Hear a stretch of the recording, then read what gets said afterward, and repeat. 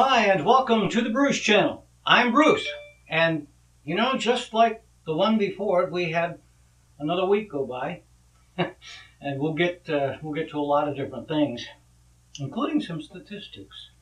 But I found something strange. I was looking for something else online, completely apart from this. I don't even remember what it was. It was just a small answer to an innocuous question, and among the returns, and I'm not sure why, because this isn't related, as I say, but there is a website.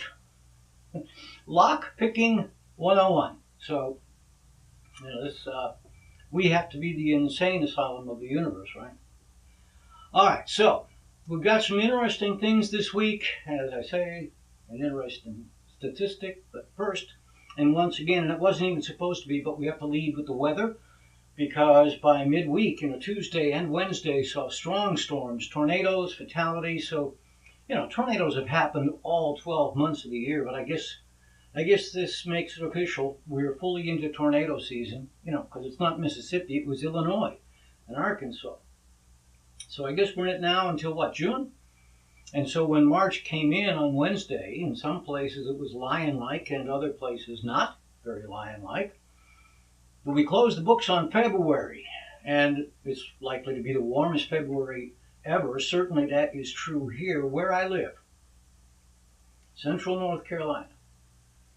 The record for number of days in February over 70 degrees, the record, 6 days. 6 days. This year, 11. That's not breaking a record. That's obliterating it. And speaking of temps, quick trivia, not because of warm or cold, just, we compare temperatures, and collection points have some universal characteristics. You probably won't be surprised if I say they are shaded, and they're above ground as opposed to brick or asphalt. But did you know they are at a universal height? 5 feet. I think it's 5 feet. And that's from my useless knowledge, my book of useless knowledge. All right, last time I mentioned that the forsythias was blooming. Now it's fully presenting. The lilies are up, and surprisingly, one of my azaleas has got some little blossoms. My azalea? Really? And my camellia has burst forth way too early, and inasmuch as we've now scheduled a couple of days below freezing, this morning's paper interviewed some local farmers, and they are worried. Strawberries in February, red strawberries in February. Here, that's unprecedented. And the peach trees are in full regalia, and now they're worried about losing their entire harvest, even before it really gets going. More evidence we're too soon into spring. I saw my first butterfly. It was still February. Just a little thing. When it landed, its wings was maybe the size of a quarter. And it was the color of periwinkle, which, by the way, the periwinkle is in bloom too. Again, this is too early, and I had to mow again this week. Well, anyway, I hope that our harvest, our fruit trees survive. All right, so next, this is what I thought we would be leading with. We have to revisit the Oscars. Truth in Labeling, I didn't watch. I never watch. The reason is simple. I haven't seen any of the films. Instead, I look at the results. That's actually when I first hear of many of the films, and I add them to my list of what to watch or stream. Anyway, when I first read about the La La Land Moonlight mix-up, I thought, wow, you could go a whole lifetime and never see anything like this. And now we've seen it twice inside of 1 year. Steve Harvey last year at the Miss Universe thing, and now this. Ironically, just prior to the Oscars a week and a half ago or so, the official tabulators, who are Brian Cullinan and Martha Ruiz, both of PricewaterhouseCoopers, they are the only two people on the planet who knew going into the night who won. And they've written a column explaining the process. They count, then they stuff the envelopes, they write who's won it, they put them in the envelope, they seal the envelope, then they put them in a locked briefcase, and they memorize the winners. Very, very strict procedure. And then one of them is, well, they're both in the wings, but one stage left and one stage right. They don't even take a potty break. They give the presenters the envelope as they come up for that category. But there are two sets. You know, each of them has a complete set depending on where the presenter comes from. So so where Warren Beatty is holding the envelope, and he's look at the thing funny, but he never looked at the other side of the envelope. He should have, because you look at the close up. He was given the wrong one, but if he had looked at the front side of the envelope, he expected to tell him the winner. He saw La La Land, and that was it. But if he looked at the envelope, it clearly doesn't say Best Picture. I mean, they had to do a close up, yeah, but instead, clearly, actress in a leading role. Well, that's not bad enough. Turns out, a couple days later, midweek, see, there was a photographer, maybe several, and their job was to what? Take pictures, and they took lots of pictures, lots of pictures, lots of pictures, maybe thousands of pictures, and so by the time they found this, wow. All right, the whole mix-up happened, what, just after 9 Pacific time, 9:05. What was Mr. Cullinan doing at 9:04? He had taken a picture of Emma Watson, Best Actress in La La Land, and he was sending it on his phone. In other words, yeah, they didn't take a bathroom break, but clearly he lost his focus. And once that picture was published, PricewaterhouseCoopers announced Cullinan and Martha Ruiz are permanently barred from doing this again. Not fired from the company, but next year it would be 2 others from the firm. Oh, and although it was likely the Oscar mix-up to have been seen by the most people, wasn't the first time. In 1934, Will Rogers was the host. Best director that year, Frank Lloyd. Rogers simply said, "Oh, come on up and get it, Frank." Frank Capra walked up thinking it was him. All right, 30 years later, 1964. By now the Oscars are on television. Sammy Davis Jr. was there to award the Best Adapted Music Score and the Best Original Music Score. They're 2 separate awards, obviously similar. Take a look. There's one fellow in this town who continually makes making it the hard way seem easy. He suffers from an old theatrical disease that's very rare called total talent. Mr. Sammy Davis Jr.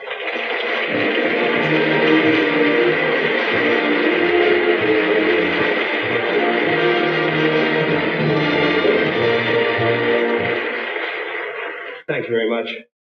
I would like at this time to present the scoring award, and well, We've already had a Jimmy Stewart impression.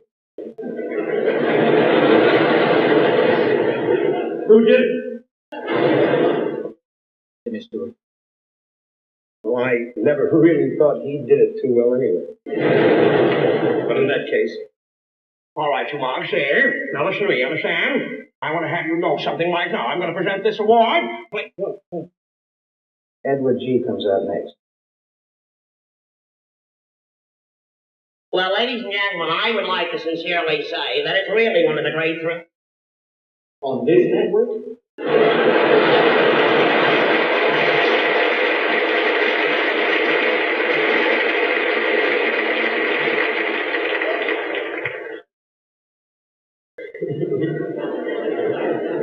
The nominees for the Best Music Score, Adaptation, or Treatment are John Green for Bye Bye Birdie, Andre Previn for Irma la Douce, Lee Stevens for A New Kind of Love, Maurice Gerard for Sundays in Sibel, and George Brune for The Sword in the Stone. And the winner is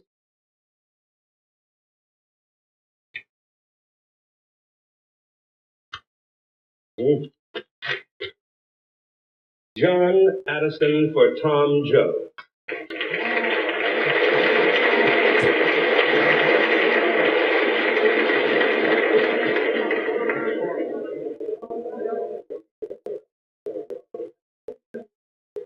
Oh, they gave me the wrong envelope.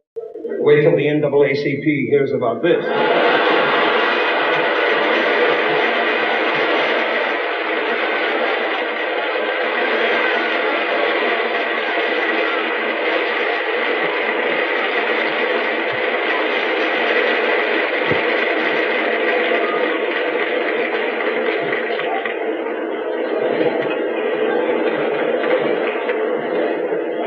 No mistake this time, baby. The winner is Andre Previn for Irma La Douce.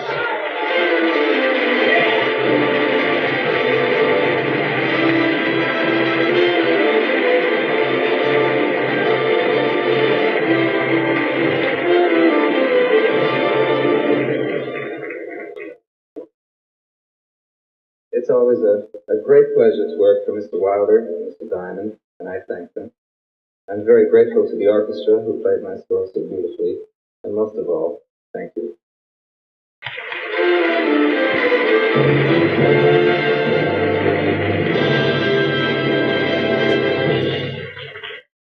The nominees for the Best Music Score, substantially original, are Alec North for Cleopatra, Dmitri Tiomkin, 55 Days of Peking, Alfred Newman, Ken Darby for How the West Was Won, Ernest Gold for It's a Mad, Mad, Mad, Mad World, and John Addison for Tom Jones. Guess who the winner is?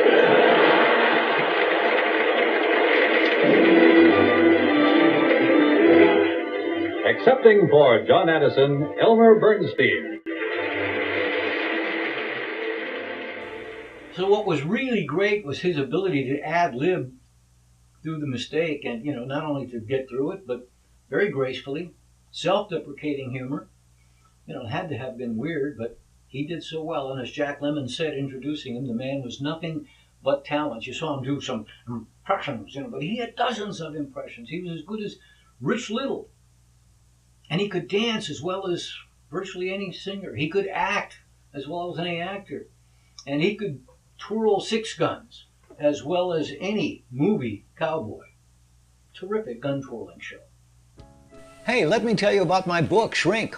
For most of my adult life, I weighed a little over 100 pounds. Not much more than in this picture taken when I was about 17 and considering becoming a jockey. But as is often true, once I crossed into my 40s, extra weight came and it stayed. For years I tried to lose, instead gained, and ended up 153 pounds. And I'm embarrassed to show you this video. Then I learned that it isn't about calories and exercise, but instead it's about what you eat. You might say, sure, ice cream makes you fat. But there were surprises, things like orange juice not being such a wise choice if you're trying to lose weight. So I just made some basic changes to what I ate, not how much, and the weight just fell off.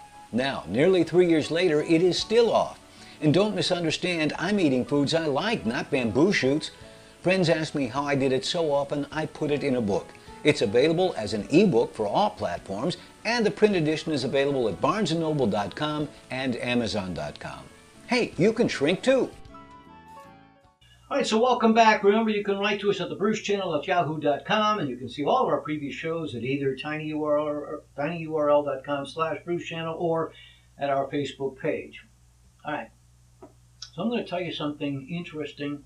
This is true. Some years ago, there was a study, not an unusual study particularly, but whether it was a government agency or an insurance company or a study paid for by a consortium of insurance companies, I'm not sure. But they endeavored to find out when were the most likely times to have an auto accident. So they compiled stats from every county, every state, every municipality in the country. Whoever recorded the data, they compiled that data, and then they did this from several years, and then they ranked them top to bottom by month, by day, by hour even. Not surprisingly, some of the ones you'd expect were more dangerous. New Year's Eve, likely the hour right after midnight. But the interesting thing was this: there was a pattern of predictability that leaped out, and it is so reliable that I can stand here today and tell you when there will be the fewest number of auto accidents this year. Shoot, standing here right now, I can tell you for the next year, and the ones after that too. How? All right, I'm not going to tell you right. If you would like to play with it a little bit, that's cool. I will tell you the answer at the end of the show. Okay, so I've mentioned our Facebook page. Here's someone else's Facebook page. This was shared by a friend of mine who lives in Norway. He shared this. It is from the Facebook page, Best Video on Facebook. And I don't know if it is the absolute best, but it is pretty good. I'll use like a vinyl cap, but it's gonna be stronger. It's old school latex. Strong. Yeah, stronger's probably better for what I'm gonna be doing. We're gonna torture test this makeup. Feels like I'm getting a gnarly facelift. My eyebrows are getting folded in the back of my skull.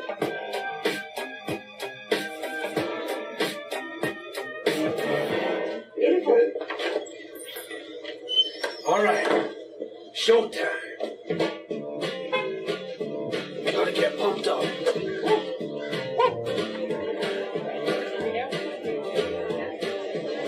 How are you doing? Good, good. How are you? Great. All right.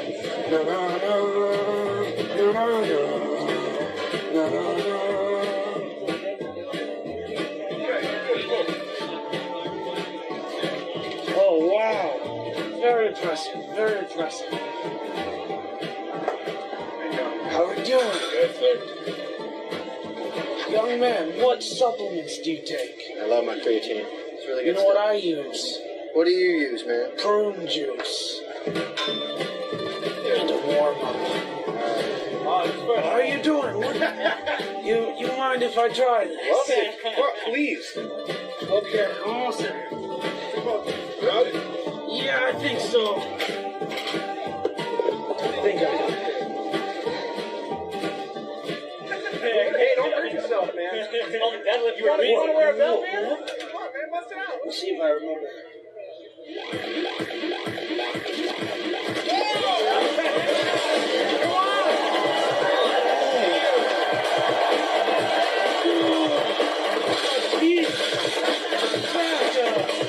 You're pretty strong, man. How old are you? 84. Wow.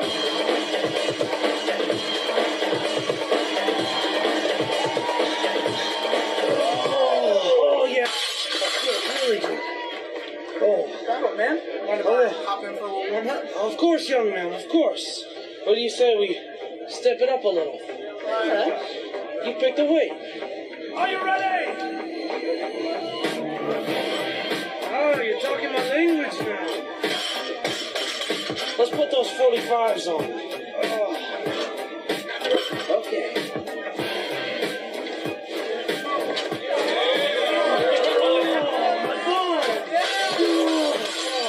Okay, play around.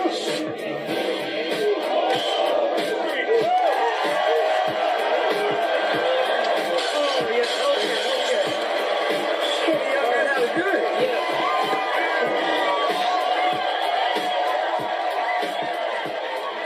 Amazing.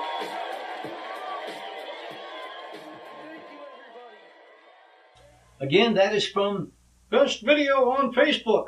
And that's their page. And there are some other good ones too if you wanted to go take a look.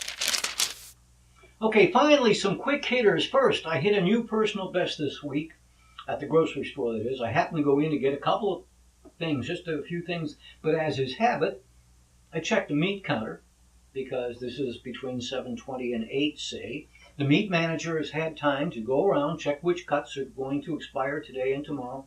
If it expires tomorrow, he'll put on a really good price. But if it doesn't sell today, then tomorrow he goes around and puts down a, wow. Well, I love fajitas. And this cut was originally priced at $14.59. Cost $3.06. And what is that, like 80% off? It's axiomatic that, you know this, if you give a man a fish, you feed him for a day. But if you teach a man to fish, you know how it goes. So, all right, some variants have presented themselves as memes. You give a man a fish, you feed him for a day. Teach a man to fish, and he's got to go buy graphite rods and reels and spinner baits and jigs and crankbaits and jerk baits and politics and flies and waders and a truck and a boat. Or teach a man to fish. No, give a man a fish and you feed him for a day, but teach a man to fish, depending on perspective, and you get rid of him for the entire weekend. Or my favorite, teach a man to fish, and he'll sit in a boat all day and drink beer. All right, the other day, just quick FYI, someone threw a bottle of omega-3 capsules at me, and I failed to duck in time, but fortunately I'm here before you because my injuries were only superficial. Yeah, and I'm not sure you saw this news. it wasn't wasn't of the widest interest, even among musicians. But turns out that at the Rhythm Symposium, which was being held in Moscow, one of the attendees suffered a serious head injury. In other words, the drummer in question suffered a concussion at the Russian percussion discussion. All right, now circling back, we'll take a look once more at the time that you are statistically least likely to be in an auto accident. Remember, month by week, by day, even by hour, the number of auto accidents ranked nationally over several years. Did you get it? One more hint. Although it was auto accidents, it could just as well have been when there are the fewest murders, the fewest deaths, fewest births. All right, I said I could tell you with certainty when it would be for years in advance. For example, I can tell you when it will be in 2021, March 14th.